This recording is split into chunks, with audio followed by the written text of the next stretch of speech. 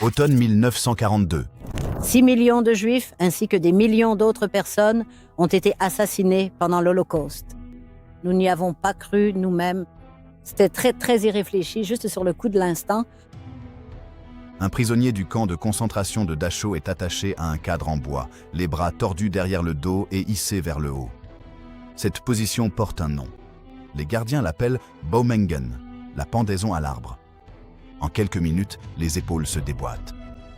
En moins d'une heure, des lésions nerveuses permanentes sont infligées. Le prisonnier n'a pas été accusé de tentative d'évasion. Il n'a pas attaqué de gardien. Il a parlé hors de son tour pendant l'appel. Ce n'était pas un acte de rage. C'était la procédure. C'est peut-être la vérité la plus difficile à accepter à propos de ce qui s'est passé dans les camps de concentration nazis. La souffrance n'était pas accidentelle. Elle n'était pas le fruit d'un sadisme individuel, laissé sans contrôle dans un coin oublié de l'Europe. Elle était conçue, catégorisée, administrée par la paperasse, approuvée par des comités, perfectionnée par itération. La torture que les prisonniers ont endurée, des premiers camps de 1933 jusqu'aux dernières marches de la mort en 1945, était un système. Et comme tout système, il avait ses architectes, ses gestionnaires et sa propre logique. La plupart des gens savent que les camps ont existé. Peu comprennent comment ils fonctionnaient au quotidien, ce à quoi le corps d'un prisonnier était soumis, non seulement lors des tueries de masse, mais aussi lors de matins ordinaires, pendant les inspections de routine, au cours d'une punition consignée dans un registre et classée dans le bureau du commandant du camp. C'est cette histoire-là. Elle commence en 1933, lorsque les premiers camps ont ouvert, non pas en Pologne occupée, mais en Allemagne même, et lorsque les premiers prisonniers n'étaient pas des juifs, mais des opposants politiques, des socialistes, des communistes, des journalistes, des syndicalistes. Elle traverse l'expansion du système concentrationnaire en un réseau de plus d'1 millier d'établissements à l'échelle du continent, et elle s'achève dans les témoignages de libération des survivants qui sont sortis de ces lieux en portant des séquelles qu'aucun tribunal n'a jamais pleinement mesurées. La torture à l'intérieur des camps de concentration nazis n'a pas eu lieu malgré la bureaucratie. Elle a eu lieu à cause d'elle. Pour comprendre comment, il faut revenir au début. Le 22 mars 1933, l'Allemagne est sous domination nazie depuis moins de 2 mois. Dans une ancienne usine de munitions, à l'extérieur de la ville bavaroise de Dachau, le premier camp de concentration nazi officiel ouvre ses portes. Son premier commandant est Ilmar Weckerle, un officier SS de 30 ans sans autorité légale formelle et sans règlement écrit. En quelques semaines, des prisonniers sont battus à mort. Lorsque les procureurs de l'État bavarois tentent d'ouvrir des enquêtes pour meurtre, Weckerle est discrètement remplacé. Son successeur est l'homme choisi par Heinrich Himmler, un administrateur méticuleux au regard froid nommé Theodor Eicke. Eicke allait transformer Dachau, passant d'un lieu de brutalité improvisée à un modèle. Il comprenait quelque chose que Weckerle ignorait. Le chaos était inefficace. La cruauté aléatoire engendrait des problèmes imprévisibles, des prisonniers morts, des gardiens nerveux, une possible intervention judiciaire. Ce qu'il fallait, c'était de la structure. Ainsi, Eicke rédigea le Disziplinar- und Strafordnung, le code disciplinaire et pénal, un document qui précisait dans un langage bureaucratique exact quelles infractions méritaient, quelles punitions et de quelle manière ces punitions devaient être administrées. Le code couvrait tout. Les prisonniers qui prononçaient des discours incitatifs pouvaient recevoir 25 coups de fouet. Ceux qui traînaient près de la clôture recevaient la même punition. Tenter de s'évader signifiait la mort. En lisant ce document aujourd'hui, on est frappé non par sa férocité, mais par sa rigueur administrative. Il se lit comme un manuel d'entreprise. Il comporte des clauses numérotées. Il précise l'instrument à utiliser, un fouet en cuir. Il précise la position, penché sur un bloc de bois. Il précise qui doit être présent. Un officier médical pour s'assurer que le prisonnier survive assez longtemps pour recevoir la totalité de la peine. C'était le modèle Eicke et il s'est répandu. En 1934, Himmler avait nommé Eicke inspecteur des camps de concentration, avec autorité sur l'ensemble du système géré par la SS. Les procédures de Dachau sont devenues le programme d'enseignement de ce qui équivalait à une école pour gardiens de camp. Les membres de la SS formés à Dachau ont exporté ces méthodes à Sachsenhausen, à Buchenwald, à Flossenbürg. La bureaucratisation de la cruauté est devenue la norme de fonctionnement. Pour les prisonniers de ces premiers camps, l'expérience était celle d'une désorientation totale. Beaucoup avaient été des professionnels, avocats, médecins, professeurs. Rudolf Wunderlich, un homme politique social-démocrate arrêté en 1933, se souviendra plus tard des premières heures de son emprisonnement. Le dépouillement forcé, la tête rasée, le remplacement de son nom par un numéro, la prise de conscience glaciale que personne à l'extérieur ne savait exactement où il se trouvait.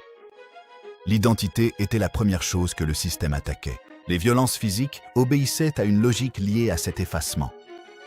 Les punitions étaient aussi théâtrales que douloureuses, conçues pour être vues par les autres prisonniers afin de montrer qu'aucun statut antérieur n'offrait de protection. Un juge respecté, courbé sur le banc de fouet devant ses codétenus, n'était pas seulement blessé, il était publiquement défait. L'architecture psychologique des camps reposait sur ce fondement. Les premiers camps étaient aussi des lieux de travail, un travail forcé, épuisant, souvent absurde, conçu non pas pour produire quelque chose d'utile, mais pour épuiser et avilir. Les prisonniers de Dachau recevèrent l'ordre de transporter de lourdes pierres d'un endroit à un autre, puis de les ramener à leur point de départ. Ce travail n'avait aucune utilité économique. Son but était le travail lui-même, la démonstration d'une domination absolue sur le corps et le temps d'autrui. Mais les premiers camps avaient aussi une caractéristique étrange qui ne survivrait pas à la guerre. Dans certains cas, on pouvait en sortir. Certains prisonniers étaient libérés après des mois ou des années, surtout avant 1938. Cela créait une ambiguïté délibérée. Les prisonniers libérés portèrent la connaissance de ce qui se passait à l'intérieur, mais aussi celle que le silence était le prix de la liberté. Les camps servaient en partie d'annonce de la terreur à l'ensemble de la population, et cette annonce nécessitait que des survivants occasionnels la transmettent. Ce que les architectes du système ne pouvaient pas encore prévoir, c'est à quelle vitesse les contraintes des premières années allaient se dissoudre et comment la machine qu'ils avaient construite pour les ennemis politiques serait réutilisée à une bien plus grande échelle. Le modèle Eicke était prêt. La question était de savoir à quoi il serait appliqué ensuite. Avant qu'un prisonnier n'atteigne jamais un camp de concentration, beaucoup passaient par un autre niveau du système, encore moins régi par des règles formelles. La Gestapo, créée en 1933 sous Hermann Göring, puis intégrée à l'empire SS de Himmler, exploitait son propre réseau d'installations d'interrogatoires, de caves, sous les sièges régionaux, de sites de détention temporaire et de prisons de transit. Ce qui se passait dans ces lieux était, selon la propre terminologie de la Gestapo, la Verschärfte-Vernehmung, l'interrogatoire renforcé. Cette expression est sinistrement familière. C'est le même euphémisme utilisé par d'autres gouvernements à d'autres époques. Sa fonction est toujours la même, créer une distance juridique entre l'acte et le mot qui le décrit. En pratique, la Verschärfte-Vernehmung dans les locaux de la Gestapo signifiait la privation de sommeil, les coups systématiques, les positions de stress, la quasi-noyade dans des abreuvoirs et la menace de faire du mal aux membres de la famille. Ces méthodes n'étaient pas improvisées. En 1937, la Gestapo a publié des directives officielles précisant dans quelles circonstances l'interrogatoire renforcé pouvait être autorisé et qui devait donner son accord. La paperasse était réelle. Les signatures étaient réelles. Des personnes nommément désignées, dans des bureaux avec des secrétaires et des armoires à dossiers, autorisaient ce qui était fait aux gens dans les sous-sols en dessous. Les survivants qui étaient passés à la fois par les interrogatoires de la Gestapo et par les camps décrivaient systématiquement les sous-sols de la Gestapo comme leur pire expérience. Les camps étaient une horreur systématisée. Les sous-sols étaient quelque chose de plus intime et donc de plus destructeur psychologiquement. Un prisonnier, membre de la résistance néerlandaise qui avait été détenu au siège de la Gestapo à Amsterdam avant d'être transféré à Neuengamme, a décrit les interrogatoires comme étant conçus pour vous faire disparaître à vous-même. pour vous faire oublier que vous aviez jamais été une personne ayant existé avant cette pièce. Les méthodes de la Gestapo avaient un objectif précis qui les distinguait de la punition plus généralisée dans les camps. Ils voulaient des informations, ou ils voulaient des aveux, ou ils voulaient des noms. Cela donnait à la torture une dimension transactionnelle. Le prisonnier était sommé de produire quelque chose. Refuser signifiait une escalade. Obtempérer, dans de nombreux cas, signifiait l'arrestation d'autres personnes, ce qui faisait que survivre à l'interrogatoire entraînait sa propre dévastation morale. Ce que la Gestapo avait également perfectionné, c'était une technique qui allait se répéter dans tout le système des camps. L'Ungewissheit, l'incertitude. Les prisonniers n'étaient jamais informés de la durée de leur interrogatoire, s'ils allaient être libérés ou transférés, ou si leurs familles avaient été arrêtées. Ce maintien délibéré de l'ignorance était en soi un outil. L'esprit, privé de la capacité de calculer son propre avenir, a tendance à s'effondrer sur lui-même. C'était psychologiquement efficace. En 1941, l'emprise de la Gestapo s'étendait à travers toute l'Europe occupée. En France, en Belgique, aux Pays-Bas, au Danemark, en Norvège, en Pologne, les mêmes procédures étaient appliquées dans des hôtels réquisitionnés, des écoles transformées et des bureaux en sous-sol. Le système avait pris de l'ampleur. Mais c'est précisément à ce moment-là qu'une transformation différente et plus totale était en cours au sein même du réseau des camps de concentration. Une transformation qui allait changer la nature de ce à quoi servaient les camps. Les camps allaient cesser d'être des lieux où l'on brisait parfois les gens et où l'on en relâchait parfois d'autres. Ils allèrent devenir des lieux où l'on envoyait les gens pour mourir. L'organisation de la réalité en septembre refuse d'abord d'intégrer ce qu'elle est en train de vivre. Cette dissociation protectrice n'était pas durable. Le système était patient. Il pouvait attendre que la dissociation se dissolve et que tout le poids de la situation du prisonnier devienne apparent. Et en 1942, cette situation allait devenir bien pire, car le système des camps avait reçu une nouvelle directive qui transformait son objectif de la manière la plus fondamentale. La conférence de Wannsee de janvier 1942 avait coordonné ce que la direction nazie appelait la solution finale à la question juive. Les camps allaient désormais être à la fois des lieux de travail forcé et de mise à mort industrialisée, et la frontière entre la torture et le meurtre, déjà floue, était sur le point de disparaître complètement.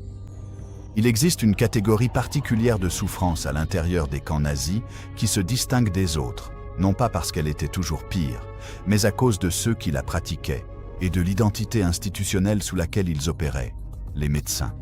Dès 1941, la SS avait mis en place un réseau de personnel médical au sein du système des camps, dont les activités n'avaient aucun rapport avec la fonction de guérison que leur titre laissait supposer. À Auschwitz, Ravensbrück, Dachau, Natzweiler-Struthof, Neuengamme et ailleurs, des médecins SS et des chercheurs affiliés utilisaient les prisonniers comme sujets d'expérience dans des programmes allant des tests pharmaceutiques à la mutilation chirurgicale. L'ampleur de ces programmes et leurs liens institutionnels sont essentiels pour les comprendre. Il ne s'agissait pas d'actes isolés de pathologies individuelles.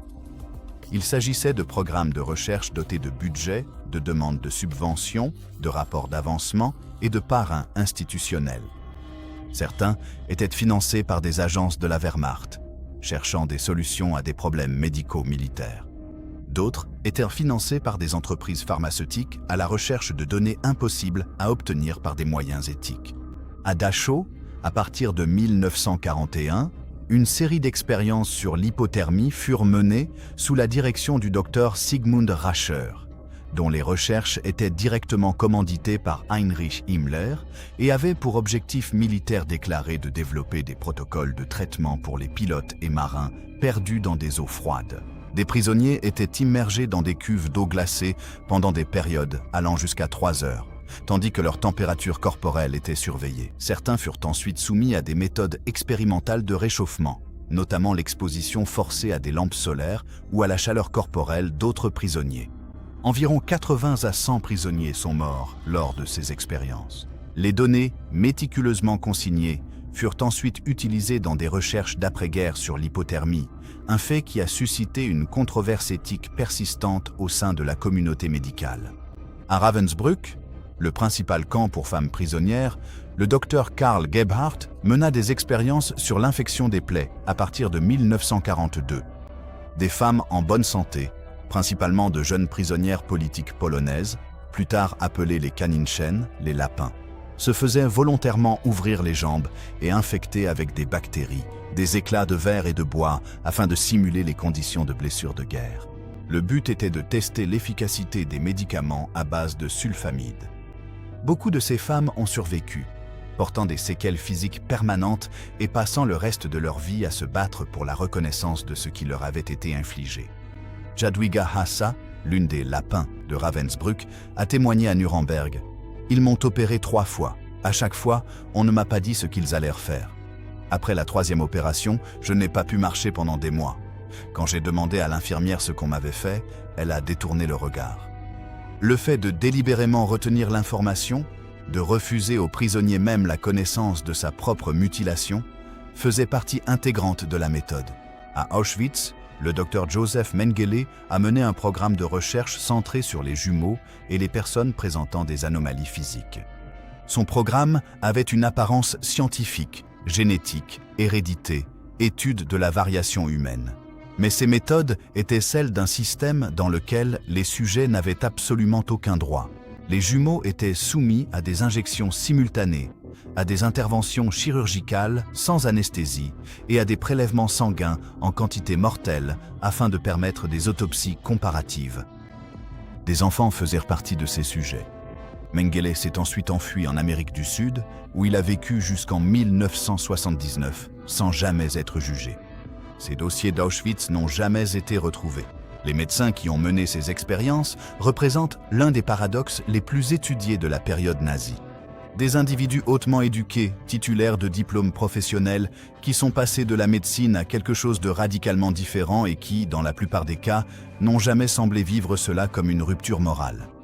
Leurs témoignages et écrits d'après-guerre suggèrent que la déshumanisation des prisonniers était si totale, si institutionnellement soutenue, que beaucoup d'entre eux percevaient réellement leurs sujets comme des matériaux, plutôt que comme des patients. C'est l'horreur bureaucratique à son paroxysme.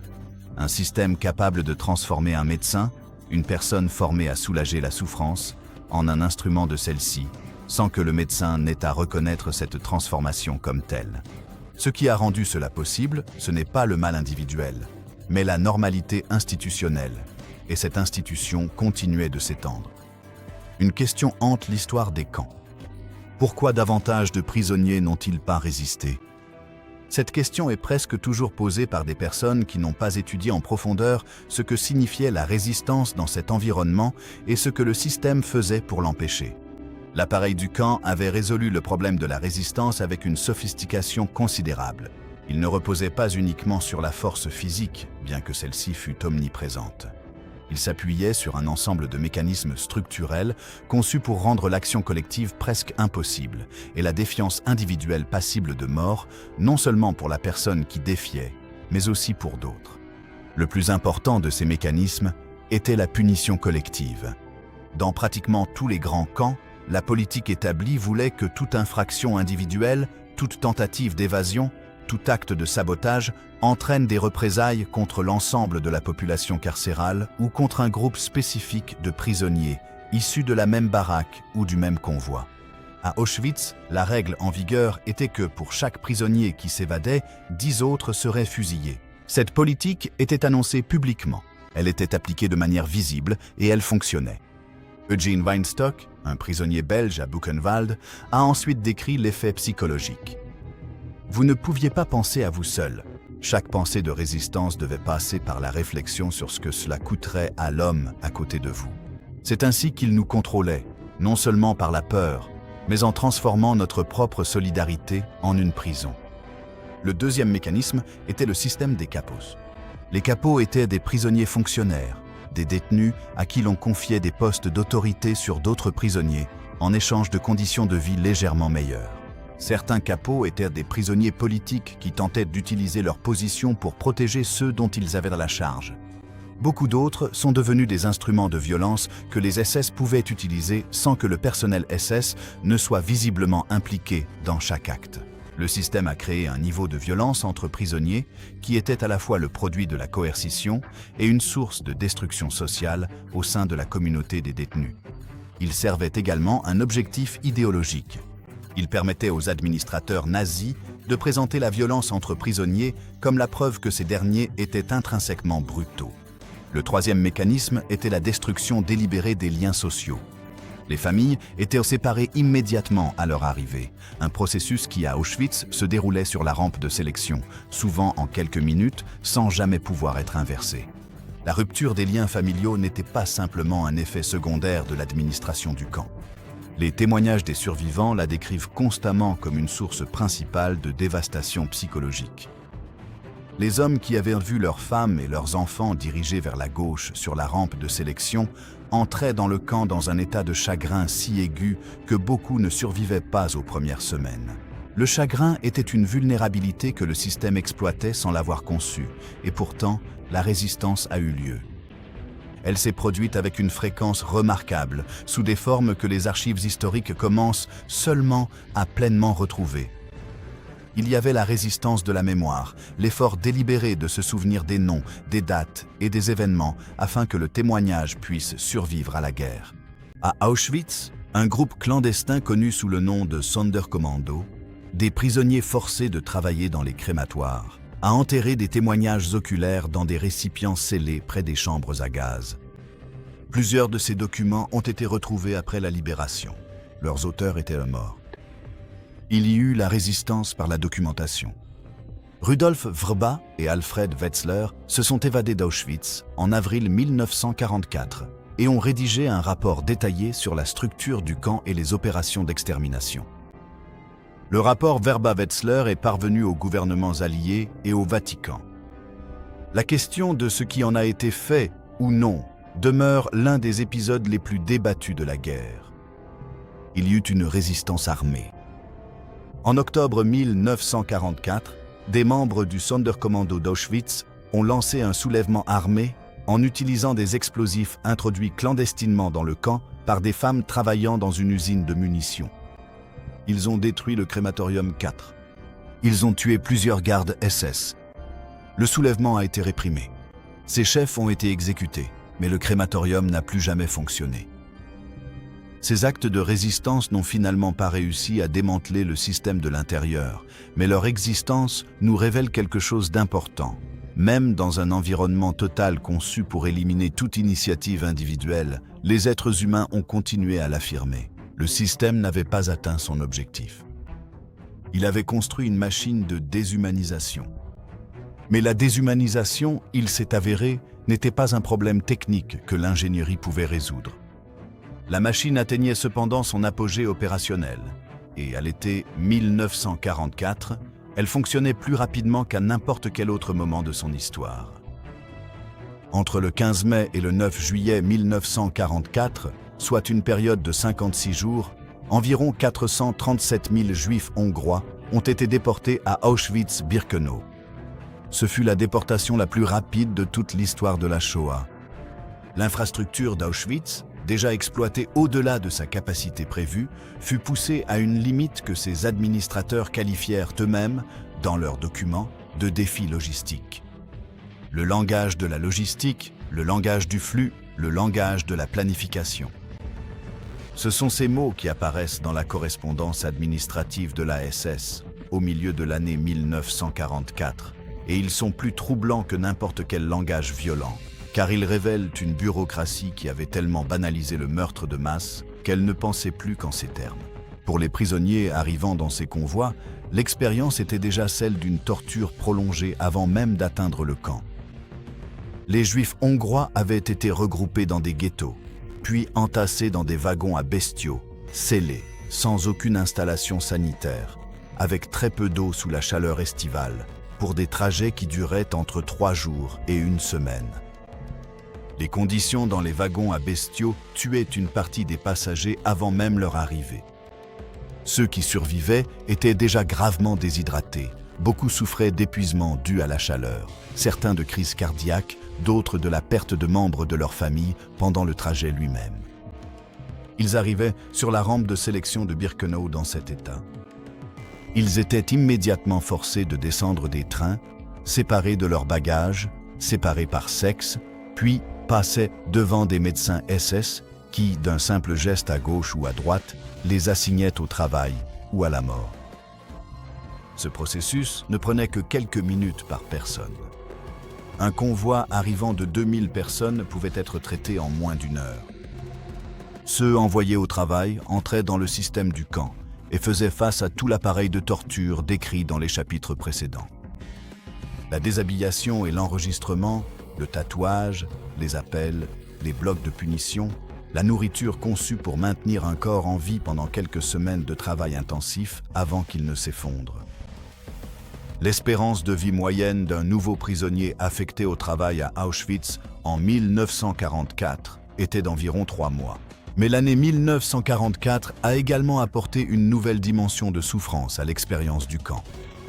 La prise de conscience qui grandissait parmi l'ensemble des prisonniers que la guerre tournait et que le régime nazi pourrait tenter de détruire les preuves de ce qui s'était passé. Cette prise de conscience n'était pas paranoïaque. Elle était fondée. À partir de la fin de l'année 1944, alors que les forces soviétiques avançaient depuis l'Est, la SS a entrepris une destruction systématique des archives du camp et des infrastructures physiques dans plusieurs installations. À Auschwitz, les crématoires ont été dynamités par la SS en janvier 1945, quelques jours avant la libération. La documentation a été brûlée, mais l'effacement n'a pas été complet. Les Soviétiques, qui sont entrés à Auschwitz le 27 janvier 1945, ont trouvé environ 7000 survivants et un complexe d'entrepôts qui, après inventaire, contenait plus d'1 million de vêtements, des milliers de kilogrammes de cheveux humains et des dizaines de milliers de paires de chaussures. Les chaussures étaient peut-être le détail le plus bouleversant dans les rapports des officiers soviétiques. Elles étaient triées par taille, empilées en rangées, prêtes à être redistribuées. Elles avaient été retirées des pieds d'êtres humains qui n'existaient plus et elles avaient été cataloguées parce que le système cataloguait tout. Mais le système n'était pas terminé. Pas encore. Pour des dizaines de milliers de prisonniers restants, le dernier chapitre de leur souffrance était encore à venir, et il ne se déroulerait pas dans des camps fixes avec des murs et des procédures, mais sur les routes d'un empire en train de s'effondrer, en hiver, à pied. Le 18 janvier 1945. Les forces soviétiques sont à 60 km d'Auschwitz et se rapprochent. Le commandement SS donne l'ordre d'évacuer. Environ 60 000 prisonniers sont rassemblés et forcés de marcher vers l'ouest, dans des températures qui atteindront moins 20 degrés Celsius. On leur donne très peu de nourriture et dans de nombreux cas, aucune. Ils ne reçoivent pas de vêtements adéquats. Ils sont forcés de marcher à un rythme que les plus faibles d'entre eux ne peuvent pas suivre. Ceux qui tombent sont abattus. C'est la marche de la mort. Et c'est à bien des égards l'épisode le plus révélateur de toute l'histoire de la torture dans les camps nazis, car il démontre que même dans les derniers jours d'une campagne militaire en déroute, avec les forces soviétiques qui approchent et les troupes alliées qui avancent depuis l'Ouest, la SS a continué à tuer les prisonniers par une brutalité délibérée plutôt que de les laisser être libérés. Les marches de la mort n'étaient pas des improvisations logistiques dictées par la nécessité militaire. Elles étaient un choix politique. D'autres alternatives existaient. Les prisonniers auraient pu être laissés dans les camps pour être découverts par les forces qui avançaient, ce qui est d'ailleurs ce qui s'est produit dans plusieurs installations où les unités SS n'ont pas eu le temps d'organiser des évacuations. La décision de faire marcher les prisonniers était une décision de poursuivre le programme sous le feu. Primo Levi, qui a survécu à Auschwitz et a écrit le témoignage littéraire définitif de l'expérience des camps, faisait partie des malades et des infirmes laissés à l'infirmerie d'Auschwitz lorsque la marche est partie. Il a survécu en partie parce que les SS, pressés d'évacuer, n'ont pas eu le temps de le tuer. Dans ses mémoires, il réfléchit à cela avec sa précision caractéristique. Les pires ont survécu, ce sont les plus aptes, les meilleurs sont tous morts. Les marches de la mort ont coûté la vie à entre 250 000 et 375 000 personnes, selon diverses estimations historiques. bien que le chiffre précis reste incertain, car les meurtres ont eu lieu sur des centaines d'itinéraires et ont été mal documentés par des auteurs eux-mêmes en fuite. Les prisonniers mouraient d'hypothermie, de faim, d'épuisement et étaient abattus. Les civils allemands ont vu passer dans leur ville des colonnes de silhouettes squelettiques en uniforme de prisonniers. Certains ont offert de la nourriture et de l'eau, un acte de bonté qui, dans certains cas, leur a valu d'être eux-mêmes punis. Beaucoup d'autres ont détourné le regard. À Palmniken, sur la côte baltique, à la fin janvier 1945, des gardes SS ont fait marcher entre 3000 et 5000 femmes juives évacuées des sous-camps du complexe de Stutthof jusqu'à la plage, puis ont ouvert le feu. La mer est devenue rouge. Ce massacre a eu lieu alors que les forces soviétiques avaient déjà franchi la frontière allemande. La guerre n'était plus qu'à quelques semaines de sa fin. Les tueries ont pourtant continué. Les marches de la mort ont également engendré une dernière ironie cruelle du système de torture. Des prisonniers qui avaient survécu pendant des années dans les camps fixes, qui avaient, grâce à la chance, à l'endurance et à des adaptations qui leur avaient coûté une part d'eux-mêmes d'autrefois, mouraient souvent lors des marches dans les dernières semaines. Ils avaient survécu au système seulement pour mourir lors de la dernière convulsion de ce même système. Et pourtant, dans le chaos des marches, certains se sont échappés. La dissolution de la colonne, lorsqu'elle eut lieu, offrit des opportunités que les camps clos n'avaient pas permises. Certains prisonniers se sont enfuis, certains ont été cachés par des habitants locaux. D'autres se sont simplement effondrés et ont été laissés vivants lorsque les gardes sont partis. Pour certains, la libération est arrivée de la manière la plus banale. Se réveiller dans un fossé et constater l'absence de garde, marcher vers le bruit de l'artillerie. Mais la question qui allait survivre à la libération, la question à laquelle les tribunaux tenteraient de répondre et que les historiens poursuivraient pendant des décennies, n'était pas seulement ce qui s'était passé, mais aussi qui savait et qui avait décidé. Le 20 novembre 1945, le tribunal militaire international s'ouvre à Nuremberg.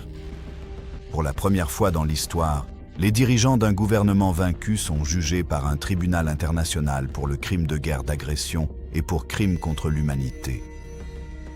Dans le box des accusés se trouvent les architectes survivants du système des camps, les hommes qui ont signé les ordres, assisté aux conférences et lu les rapports d'avancement.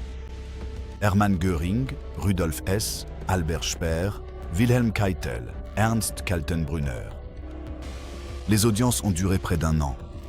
Elles ont produit un dossier de preuves, de documents, de photographies et de témoignages de survivants qui a rempli 42 volumes.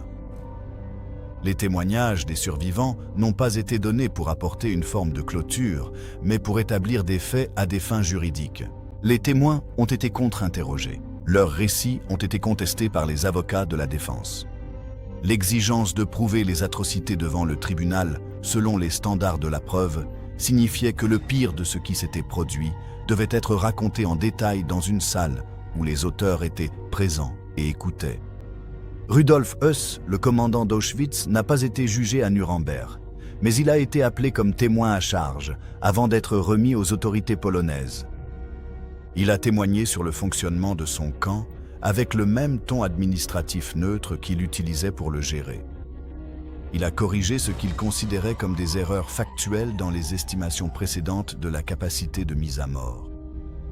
Il a finalement été jugé à Varsovie, condamné et pendu à Auschwitz en avril 1947, sur une potence érigée près de la villa du commandant, où il avait vécu avec sa femme et ses enfants pendant toutes les années de fonctionnement du camp. Le procès des médecins de Nuremberg, officiellement intitulé « Les États-Unis d'Amérique contre Karl Brandt et Hall », a jugé 23 médecins et administrateurs médicaux pour leur rôle dans les expériences menées dans les camps. 16 ont été condamnés, 7 ont été exécutés. Le procès a donné naissance au Code de Nuremberg, un document en 10 points établissant les principes éthiques de la recherche médicale sur des sujets humains, incluant l'exigence absolue du consentement éclairé et volontaire. Il demeure le document fondamental de l'éthique de la recherche en médecine moderne. Mais les procédures judiciaires officielles n'ont concerné qu'une fraction des auteurs des crimes. De nombreux officiers SS se sont échappés grâce aux soi-disant Ratlins, des réseaux qui ont aidé d'anciens nazis à obtenir de fausses identités et à rejoindre l'Argentine, le Paraguay, le Brésil et d'autres pays. Joseph Mengele faisait partie de ceux-là. Il en était de même pour Alois Brunner, qui avait organisé des déportations depuis la France, la Grèce, la Slovaquie et d'autres pays, et qui a vécu jusqu'en 2001 au moins à Damas, en Syrie, sans jamais être extradé ni jugé. Klaus Barbie, le chef de la Gestapo de Lyon qui a personnellement torturé des membres de la résistance française, a finalement été capturé et jugé en France en 1987, 40 ans après ses crimes. Les survivants, quant à eux, portaient avec eux ce que les camps leur avaient infligé, dans un monde qui, bien souvent, ne voulait pas l'entendre. Beaucoup de communautés européennes ne voulaient pas discuter de ce qui s'était passé, en particulier celles des villes et villages où les déportations avaient eu lieu. En Allemagne de l'Ouest, d'anciens nazis se sont réintégrés dans la vie professionnelle à une vitesse que l'on ne peut qualifier que de seconde faillite morale. Beaucoup de survivants ont constaté que le témoignage qu'on exigeait d'eux dans l'immédiat après-guerre, un récit factuel, documenté, recevable légalement, ne laissait aucune place à la dimension psychologique de leur expérience, à la douleur, à la dissociation et à la culpabilité d'avoir survécu, qu'il faudrait des décennies pour nommer correctement. Ce n'est que dans les années 60 et 70, avec le procès d'Eichmann à Jérusalem et l'émergence progressive de la psychologie du traumatisme en tant que discipline, que le témoignage des survivants a commencé à être accueilli dans toute sa complexité. Le concept de trouble de stress post-traumatique, codifié à la fin des années 70 en partie en réponse aux expériences des vétérans du Vietnam, s'est largement appuyé sur des études menées auprès des survivants de la Shoah et de leurs familles. La transmission du traumatisme à travers les générations, documentée chez les enfants et petits-enfants de survivants, est devenue l'une des questions de recherche majeures de la psychiatrie de la fin du XXe siècle. Les lapins de Ravensbrück, ces femmes polonaises qui avaient été soumises à des expériences d'infection de plaies, se sont battues pendant des décennies pour obtenir la reconnaissance officielle de ce qu'elles avaient subi, des soins médicaux pour leurs blessures et une reconnaissance de la part de l'État allemand. Beaucoup d'entre elles n'ont reçu aucune compensation avant les années 80. Certaines n'en ont jamais reçu. Jadwiga Haza, qui avait témoigné à Nuremberg à l'âge de 27 ans, est décédée en 2002 à l'âge de 83 ans, après avoir passé 55 ans en tant que témoin vivant d'un crime que le système judiciaire avait reconnu et que la société avait eu du mal à pleinement assimiler. L'histoire de la torture dans les camps de concentration nazis a duré 12 ans. Elle a commencé dans une usine à la périphérie d'une ville bavaroise, avec un garde nommé Wöckeler et une population carcérale de quelques centaines de personnes. Elle s'est terminée sur des routes gelées à travers l'Allemagne et la Pologne, lors des dernières semaines d'une guerre déjà décidée. Entre ces deux points, le système a traversé toutes les étapes du développement institutionnel. Cruauté improvisée, codification bureaucratique, industrialisation à grande échelle, raffinement expérimental et effondrement final. À chaque étape, cela n'a pas été rendu possible par les actions d'un petit nombre de monstres exceptionnels, mais par la participation de professionnels ordinaires, d'administrateurs, de médecins, d'ingénieurs, d'avocats, de cheminots qui faisaient fonctionner la machine dans le cadre de leur vie professionnelle normale. C'est la leçon que le système enseigne, et c'est une leçon qui résiste à toute tentative de la rendre confortable. Ce n'est pas une leçon sur l'unicité d'une nation ou d'une époque. C'est une leçon sur ce que la bureaucratie peut normaliser lorsque les contraintes morales initiales sont levées, sur ce que les professionnels feront lorsque leurs institutions le leur ordonnent, sur la façon dont la banalisation de la cruauté progresse, étape par étape, du premier ordre signé à la dernière signature sur un manifeste. Le code ICA, avec ses clauses numérotées et ses spécifications concernant la position du banc de flagellation, n'est pas une curiosité historique. C'est la preuve d'un processus. le processus par lequel les êtres humains sont transformés par les institutions, par l'idéologie, par une normalisation progressive en fonctionnaires de la souffrance, et ces leçons restent urgentes. Non pas parce que la même chose se produit aujourd'hui ou qu'elle est inévitable, mais parce que les mécanismes qui l'ont rendue possible ne sont pas propres à cette époque et à ce lieu. Ce sont des mécanismes inscrits dans l'architecture des institutions humaines partout. La capacité à déshumaniser, à catégoriser, à traiter, ce sont des capacités humaines. Ce que le système des camps nazis démontre, dans sa forme la plus concentrée et la plus horrible, c'est ce que deviennent ces capacités lorsqu'elles ne sont pas freinées par la loi, par la conscience et par l'exigence fondamentale que chaque personne qui franchit une porte conserve toute son humanité, quel que soit le nom que l'autorité décide de lui donner. Plus de 6 millions de Juifs ont été assassinés pendant la Shoah. Des millions d'autres, prisonniers de guerre soviétiques, civils polonais, Roms et Sintis, personnes en situation de handicap, hommes, homosexuels, prisonniers politiques, témoins de Jéhovah, sont morts dans le même système ou dans des systèmes qui y étaient liés. Le nombre exact de ceux qui ont été torturés sans mourir demeure incalculable. Ce qui reste calculable, parce que les survivants s'en sont assurés, parce qu'ils l'ont consigné, témoigné et ont exigé d'être entendus, c'est l'archive, les noms, les dates, les procédures, le code de Nuremberg, le témoignage de Jadwiga Haza, les documents enterrés du Sonderkommando, les 7000 chaussures triées par taille dans l'entrepôt d'Auschwitz. Voilà ce qui demeure. Les oubliés reviendraient à achever ce que le système a tenté. Nous nous souvenons non seulement par devoir de deuil, mais aussi par vigilance, parce que la machine était réelle, parce qu'elle a été construite par des gens convaincus d'agir raisonnablement, et parce que le seul rempart fiable contre sa reconstruction est de refuser de détourner le regard de ce qu'elle a réellement été. Si cette histoire vous a touché, interpellé, ou vous a aidé à voir la Seconde Guerre mondiale autrement, ce serait un honneur de vous compter parmi notre communauté grandissante. S'abonner n'est pas qu'un simple clic. C'est une façon de soutenir des histoires plus puissantes, des voix oubliées et davantage de vérité du passé. Alors, si vous pensez que ces histoires comptent, cliquez sur le bouton d'abonnement et continuons ensemble ce voyage. Et n'oubliez pas de laisser un commentaire. Nous les lisons tous et nous aimons découvrir vos avis. Jusqu'à la prochaine fois, continuez d'explorer l'histoire avec Epic War. Continuez à poser des questions. Continuez à chercher la vérité.